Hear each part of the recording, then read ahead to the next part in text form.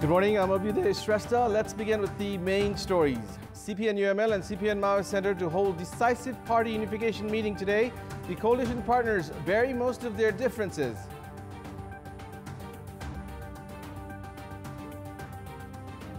Lawmakers affiliated with ruling parties criticize controversial provision of giving 100 million rupees to parliamentarians for development of respective electoral constituencies. Trump administration still hopeful of the summit with North Korea despite threats of cancellation.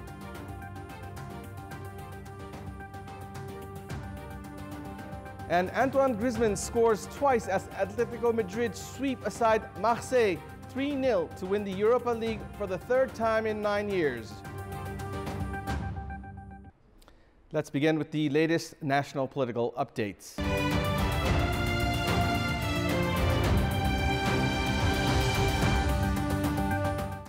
Putting an end to long speculation, CPN-UML and CPN-Maoist Center have decided to hold a decisive party unification meeting today. The two parties had earlier announced party unification after the completion of the provincial and central elections. The meeting of the chairman duo of CPN-UML and CPN-Maoist Center held yesterday reached a consensus regarding unifying the party in terms of equality. According to the agreement, the unified party will have a central committee comprising 400 members. The party will have a provision of a joint chairman, while the leadership will be decided during the first general convention. Likewise, the sun has been decided as the election symbol, while the unified party will be called Nepal Communist Party, based on the ideology of Marxist-Leninist. Today's Party Unification Coordination Committee meeting is billed to decide the unification date. The two parties, which were once seen as oppositions, had decided to unify the party on the 2nd of November 2017. Likewise, the chairman duo have decided to take the leadership in a rotational basis and share the top party position for the time being.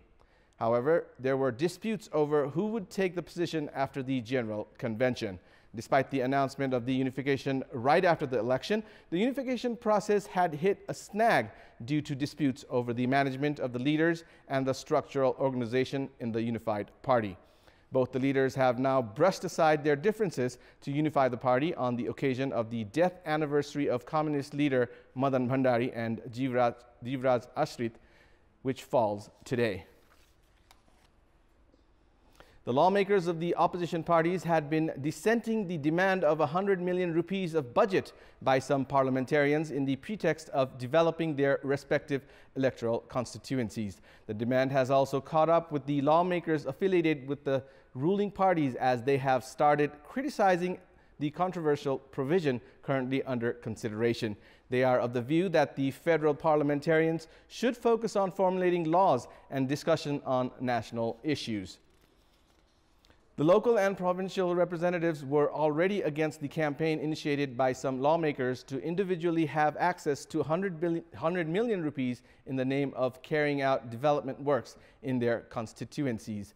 The lawmakers of both ruling and opposition parties in the federal parliament themselves have started objecting to the proposed facility, which is against the norms of the Constitution, law, and federalism. They have suggested that it would be better to dispatch the budget to the local and provincial levels themselves in order to make the local governments accountable. The federal parliamentarians and legislators, as per the international practice, as per the definition of the Constitution, their job is to formulate and enact laws and undergo discussions on the issues of national interests for an outlet. Spending development budget on their own is not at all their responsibility and is ethically objectionable. Ensuring development at the grassroots level as per the people's aspirations and needs fall under the responsibility of the local, provincial, and federal governments. The practice of handing over the development budget to lawmakers was started by previous governments merely to please their coalition partners. Distributing money directly to lawmakers thus is founded with the intention of remaining in power by one or the other means. Experts are of the view that such a practice should not be continued, which increases prospects of the abuse of the state coffers rather than development. After the commencement of the second House session, 7 House of Representative meetings have already been held. However, the House of Representative regulation has failed to be included in the parliamentary working schedule. It had been decided to pass the regulation in the initial work plan proposed by the lower house. However, its endorsement was removed from the work plan after disputes arose over whether or not to suspend the parliamentarians accused of criminal offenses. No consensus was reached regarding the amendment proposal registered by three CPN UML parliamentarians who were in favor of suspending the parliamentarians accused in criminal charges. The ruling CPN UML and CPN Maoist Center were firm in their stance to decide on the proposed amendment via voting in the Work Procedure Consultation Committee meeting held before the commencement of the parliamentary meeting.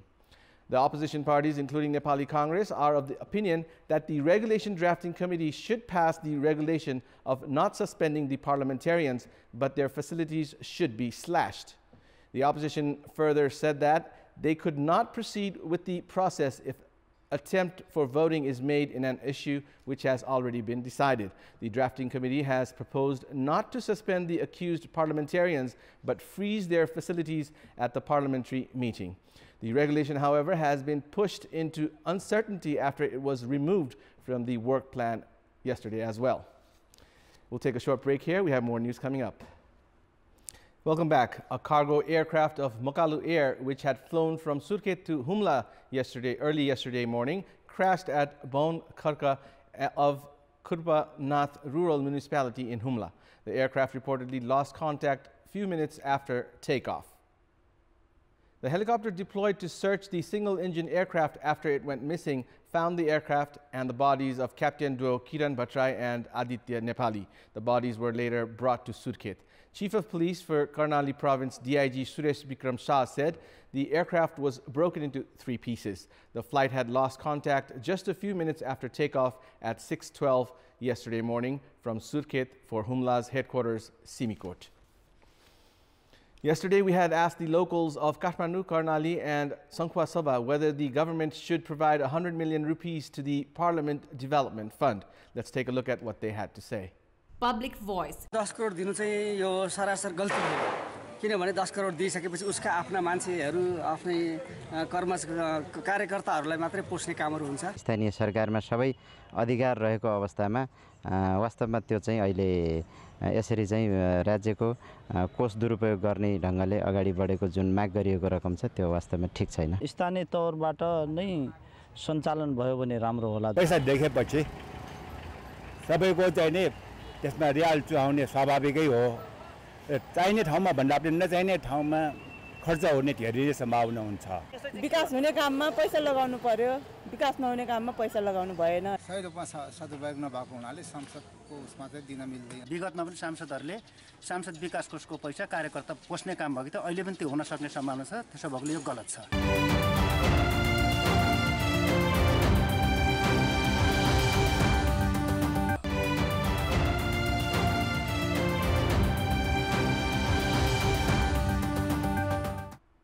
Nepal Oil Corporation has hiked the prices of petroleum products yet again.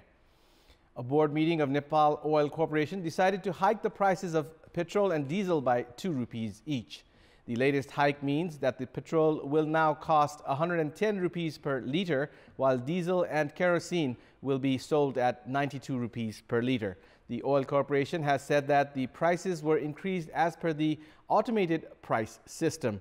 The new prices are applicable from today. Nepal government currently has a responsibility of providing pension of 62 billion rupees to civil service officials, army, police and teachers. While 62 billion rupees is a huge amount, 1/4 of the whole increases to the current amount every year, further taxing the national coffers. In order to relieve some of this burden, a special pension plan is in the offing for quite some time now. However, no specific laws has been formulated. The government had planned to implement a special pension scheme from mid-July last year that decided one's pension amount based upon their contribution. However, despite the draft ready for approval, the laws required for implementation of the pension scheme has not even been registered in the Parliament. Despite an approval from the Council of Ministers, the bill has not made it to the Parliament. Likewise, the new KP Sharma Oli-led government seems least interested to address the issue. The pension amount has been increasing by 24% every year. At this rate, it will only take another 3 years for the state's responsibility to reach 100 billion rupees. According to Pension Management Office, currently there are 76,500 civil service officials, 73,600 army officials, 48,000 police and 38,000 teachers who are receiving pension from the government. It's now time for our segment Public Pulse, where you text us with your opinion.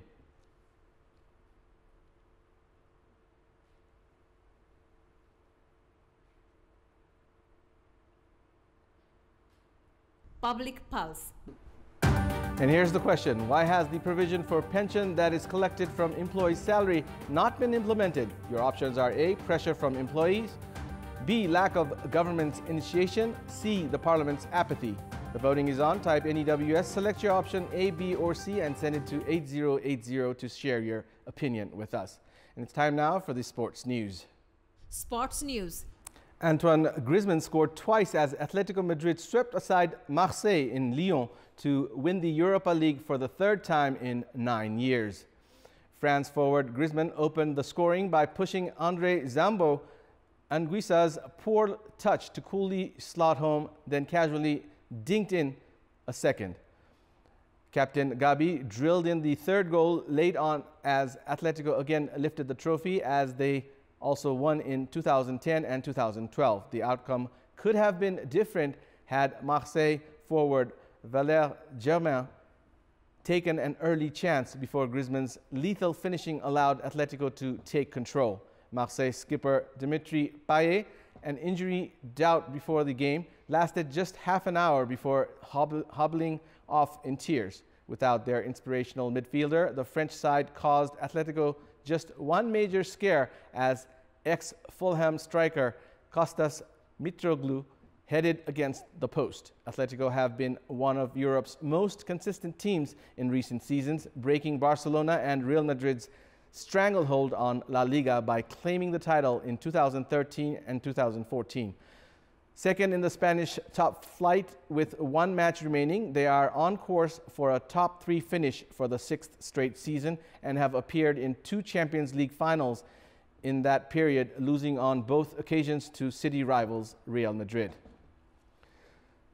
Nepalese young spin prodigy Sandeep Lamichhane has become the first Nepalese player to be included in the ICC World 11 squad, which is scheduled to play against West Indies in a one-day match slated for the 31st of May.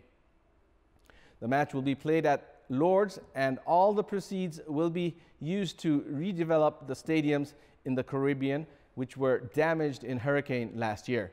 Sandeep will join a star-studded lineup which also comprises skipper Ian Morgan, Shoaib Afridi, Rashid Khan, and Shoaib Malik, among others. Sandeep was picked in the ICC World 11 after impressive performance in the World Cup qualifiers, according to the World Cricket governing body.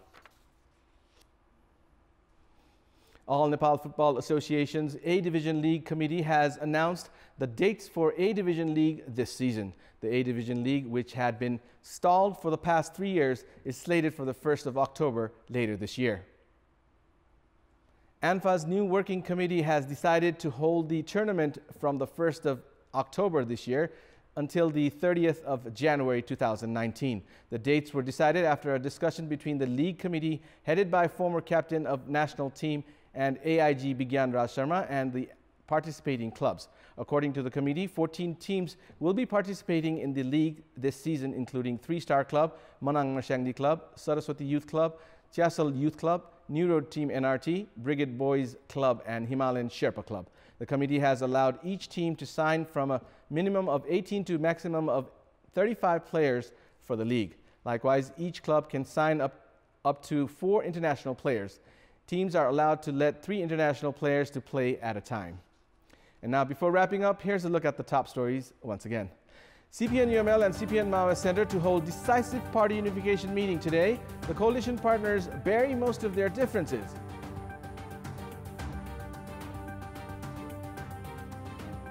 Lawmakers affiliated with ruling parties criticized controversial provision of giving 100 million rupees to parliamentarians for development of respective electoral constituencies.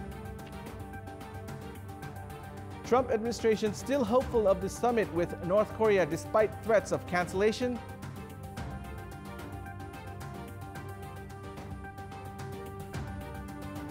And Antoine Griezmann scores twice as Atletico Madrid sweep aside Marseille 3-0 to win the Europa League for the third time in 9 years.